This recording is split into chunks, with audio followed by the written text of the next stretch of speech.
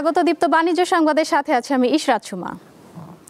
বাংলাদেশ থেকে অর্থ পাচার করে বিভিন্ন দেশে প্রায় 40,000 কোটি টাকার সম্পদ গড়ে তোলার তথ্য পেয়েছে জাতীয় রাজস্ব বোর্ডের কেন্দ্রীয় গোয়েন্দা সেল সিআইসি। চলতি বছরের জানুয়ারি থেকে এখন পর্যন্ত 5টি দেশের 7টি শহরে অনুসন্ধান চালিয়ে এই তথ্য পাওয়া গেছে।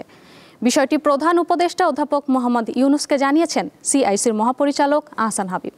রোববার রাষ্ট্রীয় অতিথি ভবন যমুনায় এনবিআর চেয়ারম্যান আব্দুর রহমান খান ও সিআইসির মহাপরিচালক আহসান হাবিব প্রধান উপদেষ্টার কাছে এসব তথ্য উপস্থাপন করেন। প্রধান উপদেষ্টার প্রেস উইং থেকে পাঠানো বিজ্ঞপ্তিতে জানানো হয় 9টি দেশে 352টি বিদেশি পাসপোর্টের খোঁজও মিলেছে অনুসন্ধানে। টাকার বিনিময়ে অর্জিত এসব পাসপোর্ট সংগ্রহ করেন কিছু বাংলাদেশি। দেশগুলো হলো Antigua and Barbuda, Austria, Dominica, Grenada, Saint Kitts and Nevis, North Macedonia, Malta, Saint Lucia ও তুরস্ক। এসব সম্পদ বাজেয়াপ্ত করে বাংলাদেশের অনুকূলে ফিরিয়ে আনা এবং জড়িতদের শাস্তি নিশ্চিতে কাজ চলছে।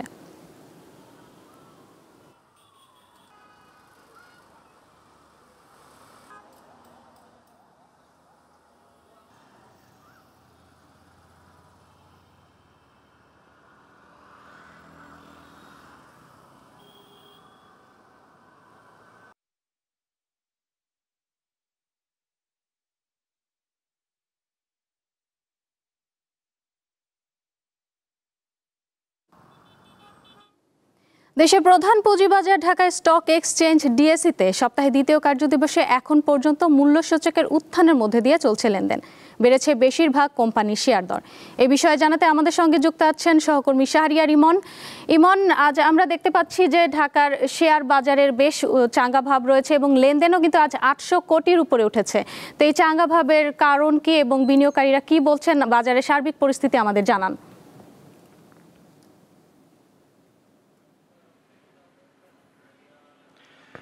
ধন্যবাদ ইশরাত সুমা। আমরা সপ্তাহের দ্বিতীয় কার্যদিবসের লেনদেন চলছে দেশের প্রধান পুঁজিবাজার ঢাকা স্টক এক্সচেঞ্জে। আমরা প্রথম 3 ঘন্টার লেনদেন দেখছি যে সূচক একটা তেজি ভাব দেখা যাচ্ছে, লেনদেনের পরিমাণও বেড়েছে। আমরা যদি সূচকের দিকে তাকাই আমরা দেখছি এখন পর্যন্ত সূচক প্রায় 26 পয়েন্ট বেড়ে মোট সূচকের পরিমাণ দাঁড়িয়েছে ঢাকা স্টক এক্সচেঞ্জ ডিএসসির ইএক্স সূচক 5,427 পয়েন্টে। এছাড়া আমরা যদি লেনদেন হওয়া কোম্পানিগুলো শেয়ারের ক্ষেত্রে দেখি, আমরা দেখেছি প্রায় 265টি কোম্পানি শেয়ারের দর আজকে বেড়েছে। দাম কমার ক্ষেত্রে রয়েছে মাত্র 74টি কোম্পানি, আর দামের কোনো তারতম্য ঘটেনি 59টি কোম্পানির ক্ষেত্রে। আর যদি লেনদেন ভলিউম দেখি, আমরা এখন পর্যন্ত দেখছি প্রায় 600 কোটি টাকা ছাড়িয়ে গেছে, অর্থাৎ 603 কোটি টাকা মতো লেনদেন হয়েছে দেশের প্রধান পুঁজিবাজার ঢাকা স্টক এক্সচেঞ্জে। আর একই সঙ্গে আমরা যদি একটু খাতগুলোর দিকে নজর দিই, সেক্ষেত্রে আমরা সুমা দেখব যে আজকে আপনার ফার্মাসিউটিক্যালস খাত, প্রকৌশল খাত, টেক্সটাইল খাত, আইটি খাত, জ্বালানি খাত সহ বেশিরভাগ খাতের আজকে কিন্তু শেয়ারের দর বেড়েছে। তবে এখানে একটা বিষয় লক্ষণীয় যে ব্যাংক খাতের কোম্পানিগুলো আমরা দেখছি যে ব্যাংক খাতের কোম্পানিগুলোতে আজকে বিনিয়োগকারী বা ব্রোকারেজ হাউসগুলো বলছে যে খানিকটা প্রফিট টেকিং চলছে। তো এই হচ্ছে দেশের প্রধান পুঁজিবাজার ঢাকা স্টক এক্সচেঞ্জের প্রথম 3 ঘন্টার লেনদেন। সুমা, আমাদের সাথে উপস্থিত রয়েছেন ঢাকা স্টক এক্সচেঞ্জের পরিচালক জনাব মিনহাজ মান্নান ইমন। আমরা চলুন তার কাছ থেকে বাজার পরিস্থিতি সম্পর্কে আরেকটু বিস্তারিত শুনি। জনাব মিনহাজ মান্নান ইমন, আপনাকে স্বাগত জানাচ্ছি। আপনার কাছে আমরা যেটি জানতে চাই সেটি হচ্ছে যে দেশের প্রধান পুঁজিবাজার ঢাকা স্টক এক্সচেঞ্জের দ্বিতীয় কার্যদিবসের লেনদেন চলছে। আপনি লেনদেন পরিস্থিতিকে কিভাবে দেখবেন আজকে? ধন্যবাদ আপনাকে। আমি তো গত সপ্তাহে আপনাকে বলেছি যে বাজার পরিস্থিতি অত্যন্ত স্বাভাবিক এবং বিনিয়োগকারীর উৎসাহ উদ্দীপনা আছে। মাঝখানে আমরা যে একটা পতন দেখেছি আমি মনে করি সেটা খুবই স্বাভাবিক একটা পতন, এবং এই ধরনের কারেকশন যদি বাজারে না হয় তাহলে বিনিয়োগকারী কিন্তু বাজার সম্পর্কে ভুল বার্তা পাবে। বাজারটা উঠবে আবার একটু নামবে, ফলে নতুন করে যে আবার উদ্দীপনা তৈরি হচ্ছে, ফলে নতুন করে আবার বিনিয়োগকারী আসছে। এই আপ ডাউনটা যখন থাকবে বাজারে, সেটা বাজারে মনে করি যে একটা সুস্থ স্বাভাবিক কর্মকাণ্ডের লক্ষণ বলে সে বাজারকে মনে করি। ফলে এখন যে বাজার আপনি খেয়াল করছেন গত 2 দিন যাবৎ কন্টিনিউসলি কিন্তু কিছু কিছু করে ইন্ডেক্সটা বাড়ছে, এবং বাজারে যে একটা হতাশা তৈরি হয়েছিল, বিনিয়োগকারী ভয় পেয়েছিল যে নানা অজানা আশঙ্কা, এগুলো মনে করি কেটে গেছে। নতুন করে বিনিয়োগ আসছে, দেশি এবং বিদেশি দুটো বিনিয়োগকারী আসছে কিন্তু। এবং সবচেয়ে ভালো কথা হচ্ছে ভালো ভালো শেয়ার যেগুলো মৌলভিত্তিক শেয়ারগুলোর বাড়ার পরিমাণটা কিন্তু বেশি। এখনও কিন্তু লোকে জাং বন্ড বা জেড বুট বা বাজে শেয়ার বা খারাপ যে কোম্পানিগুলি, মানহীন কোম্পানি, সেখানে কিন্তু বিনিয়োগের পরিমাণ আমরা কম দেখতে পাচ্ছি। এগুলি সবই আসার কথা। আমরা কিছুদিন আগে শুনছিলাম মার্জিন রুলস নিয়ে একটা কথা শোনা যাচ্ছিল পুঁজিবাজারে, সেটির কি অবস্থা? আপনি তো জানেন যে বর্তমান কমিশন এসে কিন্তু বেশ কিছু সংস্কারের প্রস্তাব করেছেন, এবং আমরা সাধুবাদ জানিয়েছি যে এই ধরনের সংস্কার কর্মকাণ্ড যদি সঠিকভাবে বাস্তবায়ন করা হয় তাহলে বাজার কিন্তু দীর্ঘমেয়াদী একটা ভালো জায়গা যাবে। তারই প্রেক্ষিতে কিন্তু যে টাস্কফোর্স করা হয়েছিল তাদেরকে কিন্তু 17টি টর যেটা দেওয়া হয়েছিল, 17টি আইটেমের ভিতরে একটি কিন্তু ছিল যে মার্জিন রুল সংক্রান্ত বেশ কিছু নতুন সংস্কার প্রস্তাব নিয়ে আসার জন্য। তারই একটি খসড়া প্রস্তাব কিন্তু বাজারে এসেছিল যে মার্জিন রুল সংক্রান্ত। সঙ্গত কারণে যতক্ষণ মধ্যে ফাইনালাইজ না হয় ড্রাফটের উপর কথা বলা মুশকিল, সেই খসড়া নিয়ে বেশ কিছু মিডিয়াতে নেতিবাচক প্রচারণা হয়েছে যে এই মার্জিন রুল বাস্তবায়ন হলে বিনিয়োগের জন্য ক্ষতিগ্রস্ত হবে, 10 লক্ষ টাকার নিচে যাদের বিনিয়োগ আছে তাদের শেয়ার বিক্রি করে দেবে। কিছু ভুলভ্রান্তি এবং গুজবের কারণে একটা নেতিবাচক প্রচারণা বাজারে হয়। সে কারণে বাজারে আপনি বেশ কিছুদিন একটু পতনের ভাব দেখেছেন। কিন্তু এই বিষয়ে কিন্তু আমরা মাননীয় কমিশন চেয়ারম্যানের কাছে যখন ওনার নজরে জিনিসটা নিয়ে আসি আমরা ঢাকা স্টক এক্সচেঞ্জ থেকে, তখন তিনি কিন্তু দ্রুতই পদক্ষেপ নিয়ে একটা কিন্তু কমিশন কিন্তু একটা স্পষ্টীকরণ দেয় যে এটা একটা খসড়া প্রস্তাব, এটা কোনো পরিপূর্ণভাবে ফাইনালাইজ হয়নি। নতুন করে ফাইনালাইজ হবার পরে যে প্রস্তাবটি আসবে সেটাকে আমরা বলতে পারবো মূল কাঠামো বা মূল সংস্কার প্রস্তাব। ফলে সেখানে আমি মনে করি বাজারে বিনিয়োগ বান্ধব এবং সেটা আমি মনে করি যে মার্চেন্ট রুল সংক্রান্ত যে সমস্ত আগে যে নেতিবাচক ঘটনাগুলি বাজারে ঘটেছে এই সংস্কার প্রস্তাবে মনে করি সেখানে বড় ধরনের পরিবর্তন আসবে। প্লাস এই মার্জিন রুল সংক্রান্ত বিষয়গুলিতে মার্চেন্ট ব্যাংকের যে সমস্ত ইকুইটি মাইনাস আছে সে সংক্রান্ত বিষয়ে কিন্তু কমিশন সচেতন এবং মার্চেন্ট ব্যাংকগুলোর কাছ থেকে কিন্তু এই ইকুইটি মাইনাসটাকে কী করে অ্যাডজাস্ট করা যায়, যাতে এক সময়টাকে কোম্পানিগুলোকে অ্যাবজর্ভ করতে হবে সে সংক্রান্ত কিছু প্রস্তাবনা কিন্তু কমিশন নিজেই মার্চেন্ট ব্যাংকগুলোর কাছে নিয়েছে।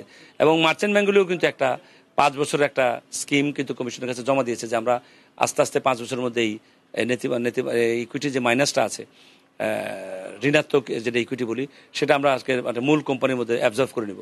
ফলে এগুলি সবই আসার কথা এবং কমিশন কিন্তু আশাব্যঞ্জক প্রস্তাবনা দিচ্ছেন যে সেটাকে কমিশন গভীরভাবে দেখবেন এবং 5 বছরের মধ্যে সমাধানের একটা চিন্তা ভাবনা কমিশন কিন্তু করছেন।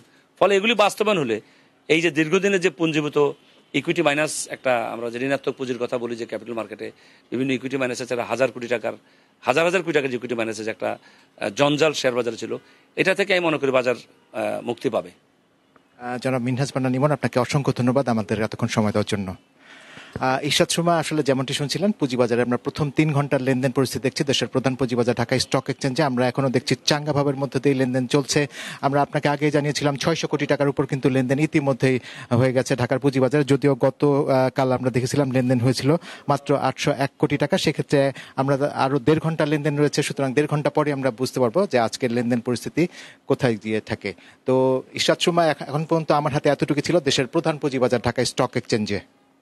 ইমন, আপনাকে ধন্যবাদ পুঁজিবাজারের খবর জানানোর জন্য। জানাবো পরবর্তী সংবাদগুলো। এবারে জানিয়ে দিব বিভিন্ন দেশের মুদ্রার সঙ্গে বাংলাদেশের টাকার বিনিময় হার। সপ্তাহের দ্বিতীয় কর্মদিবস অনুযায়ী বিভিন্ন সরকারি বেসরকারি ব্যাংক থেকে প্রাপ্ত তথ্য অনুযায়ী মার্কিন ডলারের বিক্রয় মূল্য 121.55 টাকা, পাউন্ড বিক্রি হচ্ছে 163.38 টাকায়। এছাড়া ইউরো 141.73, জাপানি yen 0.82, Australian dollar 79.26, Hong Kong dollar 15.57, Singapore dollar 94.67, Saudi riyal 32.83 এবং মালয়েশিয়ার রিঙ্গিত বিক্রি হচ্ছে 28.7 টাকায়।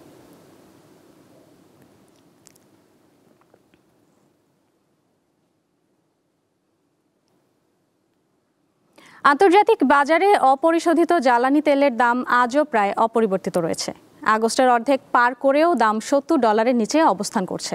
আজ যুক্তরাষ্ট্রে ব্যারেল প্রতি অপরিশোধিত জ্বালানি তেল বিক্রি হচ্ছে 62.93 মার্কিন ডলারে। এছাড়া ওপেক বাস্কেটে বিক্রি হচ্ছে 67.83 মার্কিন ডলারে। ভারতে এই মূল্য 67.29 এবং দুবাইতে বিক্রি হচ্ছে 69.08 মার্কিন ডলারে।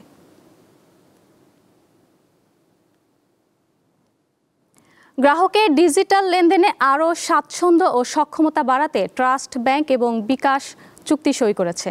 এই চুক্তিতে বিকাশ অ্যাপ থেকে ট্রাস্ট ব্যাংকে ডিপিএস খোলা, ব্যাংক টু বিকাশ বা bKash to bank fund transfer, bKash app থেকে ট্রাস্ট ব্যাংকের অ্যাকাউন্ট হয়ে সরাসরি 10 লাখ মার্চেন্ট পয়েন্টে পেমেন্ট করে কেনাকাটার সুযোগ, এজেন্ট ও ডিস্ট্রিবিউটরদের 24 ঘন্টা স্বয়ংক্রিয় ক্যাশ ব্যবস্থাপনা সেবা চালু হতে যাচ্ছে। সম্প্রতি রাজধানীর একটি হোটেলে এই চুক্তিপত্র হস্তান্তর করেন ট্রাস্ট ব্যাংকের general service and security division head Mamun Ar Rashid এবং বিকাশের chief commercial officer Ali Ahmed. এ সময় উভয় প্রতিষ্ঠানের ঊর্ধ্বতন কর্মকর্তারা উপস্থিত ছিলেন। প্রতিষ্ঠান দুটি এরই মধ্যে trust cum settlement account, add money, transfer money এবং রেমিটেন্স সেটেলমেন্ট ব্যাংক সেবাগুলো যৌথভাবে দিয়ে আসছে। নতুন এই চুক্তির ফলে বিশাল সংখ্যক মানুষকে আরও বেশি গ্রাহক কেন্দ্রিক, বিস্তৃত ও নিরবচ্ছিন্ন সেবা প্রদান করবে প্রতিষ্ঠান দুটি। ট্রাস্ট ব্যাংকের এটিএম প্লাস এই কিউ ক্যাশের এটিএম দিয়ে যদি বিকাশ থেকে পেমেন্টের কোনো স্কোপ হয়? চলতি আগস্টের প্রথম 16 দিনে দেশে $126 কোটি রেমিটেন্স পাঠিয়েছেন প্রবাসীরা। প্রতি ডলার 122 টাকা ধরে দেশীয় মুদ্রায়, যার পরিমাণ প্রায় 15,420 কোটি টাকা। তবে এই সময়ে রাষ্ট্রায়ত্ত একটি ব্যাংক ছাড়াও 10টি ব্যাংকের মাধ্যমে দেশে কোনো রেমিটেন্স আসেনি। বাংলাদেশ ব্যাংকের হালনাগাদ প্রতিবেদন থেকে এ তথ্য জানা গেছে। ব্যাংকগুলো হলো রাষ্ট্রায়ত্ত বাংলাদেশ ডেভেলপমেন্ট ব্যাংক পিএলসি, বিশেষায়িত খাতের রাজশাহী কৃষি উন্নয়ন ব্যাংক, বেসরকারি খাতের Community Bank, Bangladesh PLC, Citizens Bank PLC, ICB Islami Bank ও পদ্মা ব্যাংক পিএলসি। এছাড়া আগস্টের প্রথম 16 দিনে বিদেশি খাতের Habib Bank, National Bank of Pakistan, Woori Bank ও স্টেট ব্যাংক অফ ইন্ডিয়ার মাধ্যমেও দেশে কোনো রেমিটেন্স পাঠাননি প্রবাসীরা।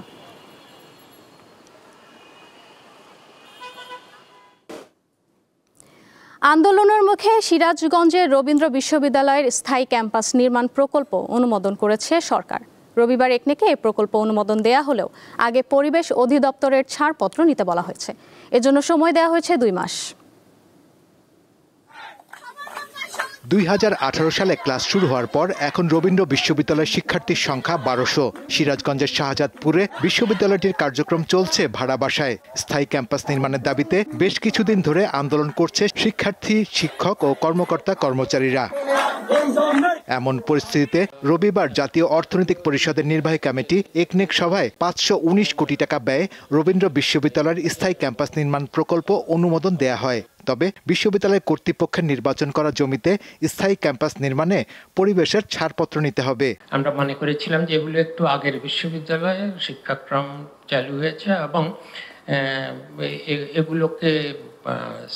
এগুলোর জন্য নতুন করে স্থায়ী অবকাঠামো নির্মাণ প্রয়োজন। আমরা এটাকে অনুমোদন দিয়েছি। অনেকগুলো শর্ত জুড়ে দেওয়া হয়েছিল, পরিবেশের যেসব শর্ত থাকে। এছাড়া 2,826 কোটি 55 লাখ টাকা ব্যয়ে সমন্বিত ঢাকা পরিবেশ বান্ধব টেকসই পানি সরবরাহ প্রকল্প অনুমোদন দেয়া হয়েছে। বড় প্রকল্পে ব্যয় বৃদ্ধির বিষয়টি খতিয়ে দেখা হবে বলে জানান পরিকল্পনা উপদেষ্টা। আমাদের ধারণা এতে অনেক খুব সম্ভবত অনিয়ম হয়েছে। এই ধরনের বেশ কিছু প্রকল্প আমরা বড় প্রকল্পগুলো আমরা দেখছি কেন আসলে এগুলো সময়ে ক্ষেপণ বেশি হয় এবং এর খরচ ব্যয় কেন এত বেড়ে যায়। এর আগে প্রধান উপদেষ্টা ডক্টর মোহাম্মদ ইউনূসের সভাপতিত্বে অনুষ্ঠিত একনেক সভায় মোট 11টি প্রকল্প অনুমোদন দেয়া হয়, যাতে মোট ব্যয় হবে 9,362 কোটি টাকা। শাহরিয়ার ইমন, দীপ্ত সংবাদ, ঢাকা। দীর্ঘ প্রায় 5.5 মাস বন্ধ থাকার পর ভারত থেকে দিনাজপুরের হিলি বন্দর দিয়ে শুরু হয়েছে পেঁয়াজ আমদানি। দেশের বাজারে পেঁয়াজের দাম স্বাভাবিক রাখতে সম্প্রতি হিলি বন্দরে 5 জন আমদানিকারককে 150 মেট্রিক টন পেঁয়াজ আমদানির অনুমতি দেয় সরকার। তারই ধারাবাহিকতায় রবিবার সন্ধ্যায় নওগাঁর জগদীশ চন্দ্র রায় এন্টারপ্রাইজ পেঁয়াজের প্রথম চালান দেশে আনেন। এ বিষয়ে হিলি বন্দরের কর্মকর্তারা জানান, গত 3 মার্চ সবশেষ হিলি বন্দর দিয়ে পেঁয়াজ আমদানি করা হয়। প্রায় 5.5 মাস বন্ধ থাকার পর রোববার পেঁয়াজ আমদানি শুরু হলো। কোয়েল পাখির খামার গলে ভাগ্য বদলেছেন দিনাজপুরের ইমরান খান। শখের বশে মাত্র 10টি কোয়েল দিয়ে শুরু করেন। বর্তমানে মাসে লক্ষাধিক টাকা আয় করছেন এই উদ্যোক্তা। কোয়েলের ডিম ও মাংস পুষ্টিকর ও নিরাপদ। অল্প জায়গায় স্বল্প খরচে এই পাখির খামার গড়ে তোলা যায়। তাই দিন দিন কোয়েল পালন ব্যাপক জনপ্রিয় হয়ে উঠছে। এটি দিনাজপুরের উদ্যোক্তা ইমরান খানের কোয়েল খামার। 2017 সালে সন্তানদের শখ মেটাতে 10টি কোয়েল পাখি কেনেন বাজার থেকে। কয়েকদিনের মধ্যেই পাখিগুলো ডিম পাড়তে শুরু করলে স্বপ্ন দেখতে শুরু করেন ইমরান। 500 কোয়েল পাখি নিয়ে পরিকল্পিতভাবে খামার গড়েন তিনি। প্রথমে এক জায়গায় একদিনের বাচ্চার অর্ডার দিলাম 500 পিস, ওটা নিয়ে শুরু করলাম। তখন মনে করেন যে যখন ডিমে আসা শুরু করলো, তখন কিন্তু বাজারে ডিমটা দেওয়া শুরু করলাম। 1 টাকা 20 পয়সা প্রথম ডিম বিক্রি করি আর কি। বর্তমানে প্রতিদিন গড়ে 1800 থেকে 2000 ডিম উৎপাদন হয় এই খামারে। ডিম থেকে ফোটানো হয় কোয়েলের বাচ্চা। প্রতি 4 দিন পর পর 2500 থেকে 3000 বাচ্চা হ্যাচারিতে ফুটিয়ে বিক্রি করা হয়। একদিন বয়স থেকে আপনার 30 দিন বয়স পর্যন্ত বিভিন্ন বয়সের যার যেমন লাগে, তো আমাকে অর্ডার দিল যে ভাই আপনি বুডারটা কমপ্লিট করে দেন, আমি ওইভাবে নিব। ওইভাবে রেট গুলো ঠিকঠাক হলে ওইভাবে আমি রেডি করি, ওইভাবে আসি নিয়ে যাই আর কি। সরকারি চাকরিজীবী ইমরানের স্ত্রীও খামারের কাজে সহায়তা করেন স্বামীকে। তো আমাদের এই খামারটা অনেক ক্ষুদ্র থেকে শুরু, 10টা কোয়েল পাখি নিয়ে শুরু। তো এখন আল্লাহর রহমতে আমার প্রায় 5000 কোয়েল পাখির মতো আছে। খামারটি পর্যবেক্ষণ করে সব ধরনের সহযোগিতার আশ্বাস দিয়েছে জেলা প্রাণী সম্পদ বিভাগ। এই মাংসটি অত্যন্ত সুস্বাদু এবং এটার ডিমে কিন্তু প্রোটিনের পরিমাণ বেশি। তিনি একজন সফল বড় উদ্যোক্তা, যেটি তার পরিবারের চাহিদা, তার দিনাজপুরের চাহিদা মিটিয়েও বাইরে এটি তিনি সরবরাহ করছেন। প্রতিটি ডিম 3 টাকা এবং একদিন বয়সী কোয়েল পাখির বাচ্চা 7 থেকে 8 টাকায় বিক্রি করেন ইমরান। এসব বাচ্চা যায় ঠাকুরগাঁও, পঞ্চগড়, নীলফামারী, রংপুর, গাইবান্ধা, জয়পুরহাট সহ আশপাশের বিভিন্ন জেলায়। দীপ্ত বার্তা কক্ষ। এই ছিল আজকে দীপ্ত বাণিজ্য সংবাদে।